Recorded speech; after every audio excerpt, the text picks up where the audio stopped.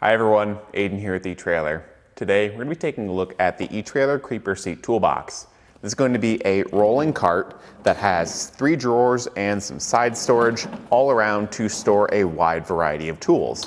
It's got some smooth casters on the bottom so you can sit here, roll around in your garage, and have a good way to work on things closer to the ground a lot more comfortably than kneeling like this. Let's check it out. For long periods of time, having something to sit on and roll around really reduces fatigue, and it helps a lot whenever I'm going to be working on my car for a long time. Now with this, you've got a lot of different storage, the seat pad is very comfortable, and the casters are very smooth. One thing I will say about that is that in our garage here, it's not the smoothest floor in the world, and there's certainly a lot of obstacles. If this thing catches a zip tie, it's going to be a little bit of an obstacle, and especially bumps in the floor. But for a garage at home, I think it's going to be perfectly fine. This is something I could see myself using at my house quite a bit. Now let's go over the storage here a little bit more in depth. You've got 3 drawers here that close pretty firmly, and I've just loaded these up with a variety of different tools to show you what kind of stuff we're working with. A 1/4" ratchet and a 3/8 ratchet with some Allen key bits for the 3/8 and a bunch of sockets for the 1/4". These taller sockets do fit in the height of the drawers, but just barely. Anything bigger than that I think is going to be a bit tough to fit in the drawers with it closing. And with that support brace right here, I found that sometimes the bottom drawer does catch a little bit, but nothing crazy. The middle drawer, I've tried to fit some larger items like a hammer, a pair of snips, and vice grips. And then the top drawer here, just some channel locks, an adjustable wrench, and a flashlight to have on hand whenever we're working on our car. We might need some better visibility. Now on the side here, we've got 2 trays, one with an impact and a tape measure. And as you saw earlier, these trays do fold up, and they've got a snap lock ring in place, so we can fold them up and keep them folded for easier storage, or if we just don't need it. But when they're folded out like this, they've got a nice wide tray to support some of these larger items, and they're fairly stable. Spinning this around, we can see the other one here. I've just laid out a wire tester. And something I do want to point out about these trays is that they are slightly magnetized. So for something metal like this, it's not going to shift around as much because it does have a slight stick to it. So tools and things that we set in here shouldn't rattle around as much so long as they're metal like this. Now around back is where we've got a bunch more tools. We've got plenty of different screwdrivers with all kinds of holes to support them. We've got a small pry bar, a trim panel tool, needle nose pliers, and a pair of scissors.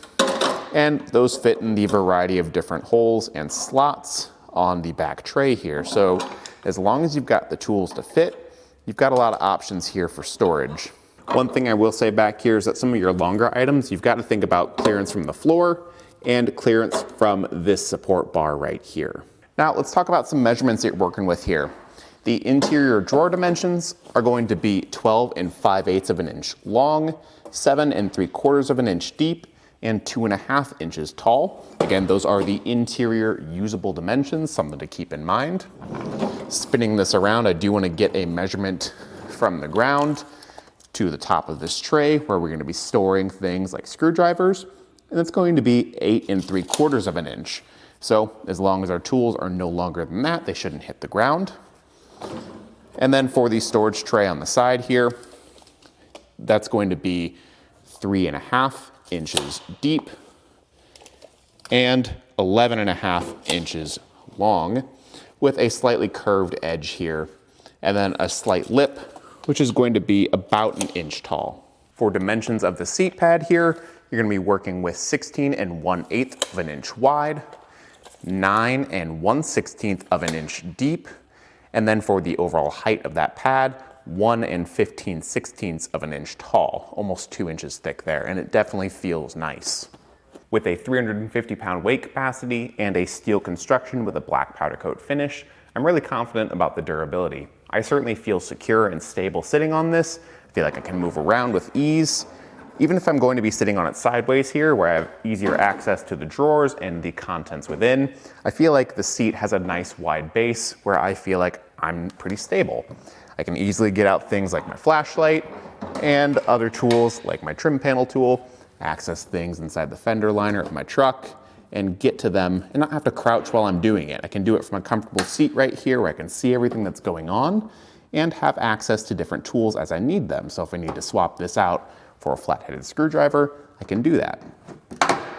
And when it comes to items like this, I always ask myself, would I use it at my own house, in my own garage? And the answer with this is a definite yes. It's certainly no match for a full-size toolbox. You're not gonna be fitting anything crazy in here. And like I showed with the sockets on the bottom, really you're gonna be limited to the smaller sizes.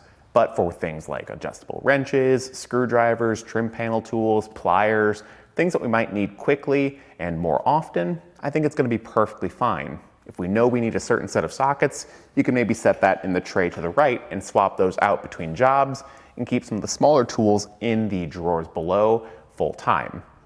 I think it's gonna be a really helpful tool. It's well constructed, it's got a lot of storage, and it moves really easily. So it's gonna reduce fatigue in the workshop or the garage, however you're using it. But that'll do it for our look at the eTrailer Creeper Seat Toolbox. Thanks for watching.